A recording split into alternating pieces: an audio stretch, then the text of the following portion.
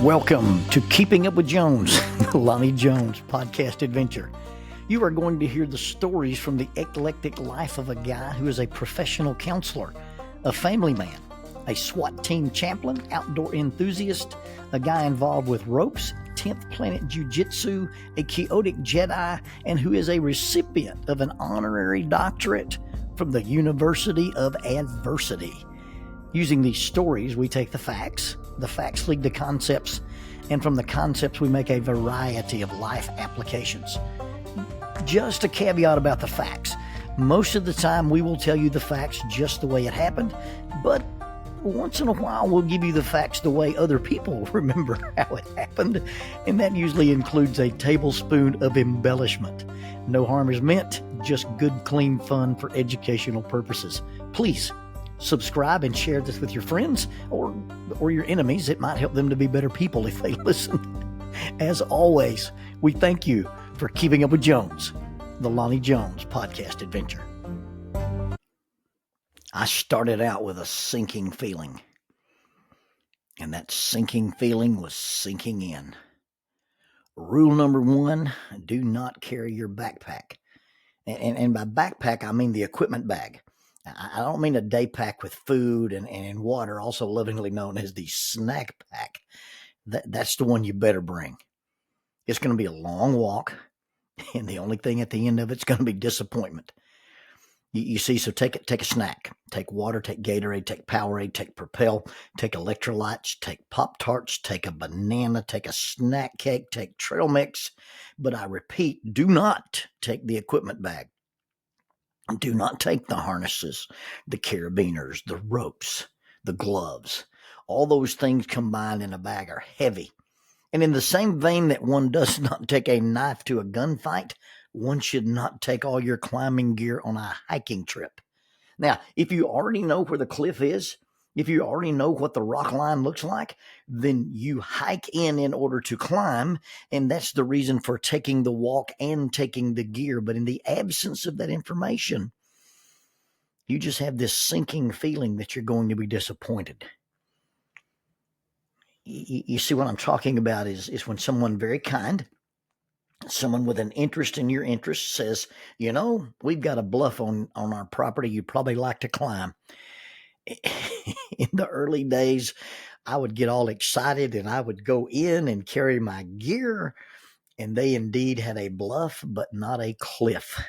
I remember as a student in high school when I first started getting out and taking other people rappelling, I had been doing some climbing and stuff in trees, but I was, I could drive and go to Cheehaw Mountain and different places. I remember Lamar Harbin, the guy that worked with some of us as young people at church, said, "Lonnie, I've got a rock I'd like to see you shinny down on your ropes." Well, people who think that rappelling and shinnying down a rope are the same thing also think that a bluff and a cliff are the same thing. Now, on this particular day, the day I'm talking about, the day that I started out with the sinking feeling and the sinking feeling sunk in, I was in Livingston, Tennessee. I was doing a series of lectures. I was a much younger person. And in those days, you do a Sunday morning Bible class, you do the Sunday morning worship service, you spend the afternoon, and then you do a Sunday night service, and then you do Monday, Tuesday, and Wednesday at 7 p.m. That's what they called a lecture series or a gospel meeting. Well, in the old days, you'd go to a little town like that, and you and the local minister would go visit the sick or visit the shut-ins or talk to wayward members or spend some time doing the counseling. But in the time that I was doing this, that's not what you did anymore. People didn't want to be visited during the day, and there weren't any projects to do. So when you go out of town to speak, you've got all this time to kill. Well, the local minister had said, I've always wanted to rappel, and asked me if we could maybe arrange it. Well, if I travel out of town and I'm in the tactical Toyota, I've got my stuff with me. And in those days, we just started, running the ropes courses and had just started doing some guided climbing. So, I had all the extra gear and it was already in the truck. And so I said, yeah, we can go if you've got a place for us to rappel. Now, as it turns out, I was staying at Standing Stone State Park, and there are no standing stones at Standing Stone State Park. They've got beautiful trails. They have a Bigfoot legend. They have an annual tournament where they play marbles. They call it the Rolly Hole Tournament, but there are no standing stones at Standing Stone State Park. The only thing you can rappel off of at Standing Stone State Park is the dam. And if you rappel off the dam at the park, you'll get in trouble with the state park. If you rappel off Del Hollow Dam, you'll be in federal prison. So I'm not only tasked with if I can be a guide and take these people rappelling, I sort of have to find a place to rappel. Now, a lot of times you go in a local area like that and you visit, the small shops, or you go into places that sell hunting stuff, or you go to a local, like a convenience store. And if there's a teenager there and they have the appropriate look, you say, hey, where do the local young people go and hang out? And the local young people are either going to hang out near a lake or a river. They're going to find some open pasture land. They're going to find the parking lot of a store, or there's going to be some local place that's a rock that kids like to sit on top of, build a fire, and look out over the expanse and do the things teenagers do when they aren't supervised by adults. A lot of times these little local places have places named like Bee Rock or Buzzard Roost or Lover's Leap, or you have some prominence named after a malevolent spiritual being like the Devil's Pulpit or the Devil's Courthouse or the Devil's Den. And sometimes places with names like that have suitable rock faces. Well, I'm trying to find a place for us to rappel, and a local gentleman named R.L. Oglesby, I believe that's his name, he said that he had a place that we would be very interested in, and he'd be happy for us to use it. And he gave us some loose directions because, in these days, there was no such thing as an internet. And if you couldn't drop a pin and find a place. You had to kind of rely on people's directions and people's memory. But he'd assured us that we had a place that we could rappel, and he said we couldn't miss it. So here we go on our walk. And now when I say we, I mean me and some preteens. The Brady kids, not the Brady bunch, just the boys, Robert and David. Wesley is their friend. And then there was Joshua Corder, Jordan Corder, Lonnie Beth, myself, and the local minister named AJ. And so we go out to Mr. Oglesby's property, and we're walking. And I'm carrying the gear. I'm carrying my personal gear, my harness, my gloves, the stuff I keep on my rig. And I've got, a 200-foot piece of rope. I've got another 200-foot piece of rope for rescue purposes. I've got enough harnesses, figure eights, carabiners, and gloves for everybody. And here we go, trudging through the midsummer heat. And I hadn't gone very far when I began to have that sinking feeling. I hadn't gone very far when it began to sink in on me that this was probably going to end in disappointment. Because when we walked out of the trees, all we saw was a flat pasture. And by flat pasture, I mean an expanse of green so large you could intimate the curvature of the earth. There was no climbing this day. There wasn't a bump. There wasn't a rise. There wasn't a bluff. There wasn't a molehill on this pasture. It was, you could have shot 1,000 yards on this thing. But Mr. Oglesby had said there would be something there that we would not be disappointed. So we keep walking. And in the back of my mind, I'm hearing, you can't miss it. And I've got this sinking feeling that there's nothing to miss. Well, eventually the pasture was interrupted with some trees, a little copse of trees or a circle of trees. And I thought, well, maybe beyond those trees is where the cliff drops off. That's why, they hadn't cut the trees down and pulled the stumps, and it's not part of the pasture because there's a bluff there. Well, as we kept walking, I could see through the trees and see that the green kept going on. Well, now I don't know what to do. I've got this sinking feeling I'm going to be disappointed. But as we neared the trees, my sinking feeling turned into a sinkhole. And not in my heart and not in my stomach, but in the ground. And there was this massively beautiful, near vertical sinkhole. A sinkhole that was not only a drop-off, but on one side of it, it has exposed vertical rock. And some of the rock lines were 50, 75, maybe even 100 feet or more. It is one of the top 5 places that I've ever been able to rappel. And not only did you have this beautiful drop off with these trees there for good anchor points, once you got to the bottom of the thing, it had kind of a gentle sloping switchback trail to walk out of. The only real thing that was a problem was when Mr. Oglesby came out to see what we were doing and joined us. He said, yeah, he said, this is such a nice place. That nest of bobcats likes to live in the bottom. And so here we were thinking we're going to rappel into the top of a nest of bobcats. I did not know bobcats indeed nested, but that put us on high alert, but it did not interrupt any of our fun. And not only was I not disappointed, I was amazed. Now, I've been disappointed. That's the reason for the rule, don't carry the backpack. I don't know how many times I'd gone in trying to find the vaunted walls of Jericho. And after one 6-hour trip with a young man who, quote unquote, knew where they were, I had to make the decision if I was going to use my pistol and make him carry me out or not. The same thing happened in my attempts to find Candle Stand. Candle Stand is an inverted pair of sandstone rock that looks like a balancing act that is not worth carrying a rope to. But this place was a surprise. It was a surprise, not like the typical anticlimactic lane trips I had taken looking for other places. But this was in the same quality of Fort Bluff and Yellow Bluff and Painted Bluff.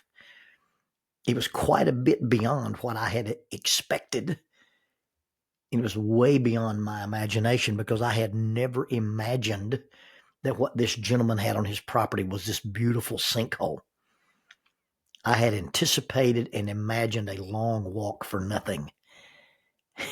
And my sinking feeling turned out to be a sinkhole.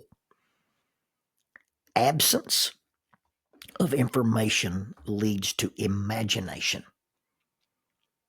Fear is a response to immediate danger. You have an immediate trigger, you have an immediate stimulus, and you respond to it with fear. Anxiety is a response to anticipated or imagined danger. Absence of information leads to imagination. Our imagination creates unrealistic expectations. And when those expectations are not met, then we are disappointed. When life doesn't turn out like we expect it to, we suffer loss, and humans grieve all losses. So we set ourselves up for how fun, how fulfilling, how easy, and when it's less, and it's not that it's not good, it's just not good enough, or even if it's bad, we end up being less than we wanted, and we allow our minds to focus on what it was not rather than what it was. And some people suffer from the idea that if it's not ideal, it's therefore unacceptable, and they don't have any wiggle room in the middle. Our imagination can also create negative fantasies. How bad it's going to be, how disappointing it's going to be, how hard, difficult, scary, or unpleasant, or ineffective it's going to be. You're working with someone to help them solve a problem, and you offer a counterintuitive strategy, and they go, well, listen, it won't work. It won't help. Oh, there's no use even trying this. Well, if there is no use in going and trying or even exploring what might be there, what might happen, or what we might discover, then why go? If you already imagine that it's not going to work, most people won't try what they imagine won't work. You see, people who don't believe it will be good won't even go. I mean, after all, who takes a journey expecting to be disappointed? Only a diehard rock climber who's interested in entertaining his guest. You see, people who only imagine it will be bad won't go. Now, part of this discussion is pretty obvious. There are places that have cliffs, and then there are places that don't. And if you walk in, if you're told there's going to be one, and then you walk in expecting it, and there isn't one, there isn't even a steep hill, well, then it's okay to experience disappointment. It's okay to experience being let down. It's probably okay to be angry or even frustrated, feel foolish or even feel a little bit disgusted at yourself for going in and quote unquote believing the lie, although it was not an intentional lie. It was just a well-intended misdirection. But the idea of, I don't believe there's a cliff, and I'm not expecting a cliff, but I'm willing to walk in there. It doesn't have to end in negativity if you went in and tried to see what was there and it turned out to be less than you expected. It wasn't exactly what I was looking for is very different than deciding that it wasn't worth the walk in there. Hey, I gave it my best try, and you never know what's there till you walk in there and find out. You see, if you don't think it's worth the walk, if you say, I don't think it's going to work, and so since I don't think it's going to work, and since I imagine it will only be bad, if you live that way, you'll never be disappointed. But if you live that way, you'll never be amazed either. You'll never be surprised. You'll never be awed. And you'll never say, man, I'm glad I took the chance and did that. Absence of information leads to imagination. Faith does not require imagination. In fact, faith goes beyond imagination. Faith does not have a brochure. There is not a picture of the thing at the end, what you will find, what you will learn, how you will grow, or how you will be changed. Often the journey of faith is much more valuable than the destination itself. Learning to live by faith, learning to walk by faith, being guided by trust is more valuable than the let me show you a picture money back guarantee kind of arrangement that we are often so comfortable with and demand before we take a journey. Do what I say, when I say it, the way I say it, and you may not get exactly what you wanted or expected, but I promise you, you will not be disappointed. That's the guarantee of faith. That's the imagination part of faith. Is I don't know how this is going to turn out, but I trust you enough to let it turn out. You see, that's what's at the end. And that's actually even along the way of the faith journey. It really isn't about just the destination, but it's also about the process. It's not the end, but the walk that makes the thing valuable. Grab your gear. All your gear, but it's heavy. What if I get there? No. Grab your gear and follow me. But I don't know where I'm going. But as I'm going, the signs, my expectations, and my imagination of what I should be seeing, all of those as they pass by me, they point to disappointment. I don't see the cliff. I don't see the rock. I don't see the prominence. But instead of the cliff being something that rises above, it's the cliff that drops below. And then I get to the end of that faith journey. And although it was beyond my imagination, it may not be what I wanted. And it definitely oftentimes is not what you expected. But keep walking. And don't stop. Don't turn back. Don't abandon your gear. And once you get there, once you find it, once you see it, once you get to the end of the faith journey, it will be better than you could have imagined. Let that sink in.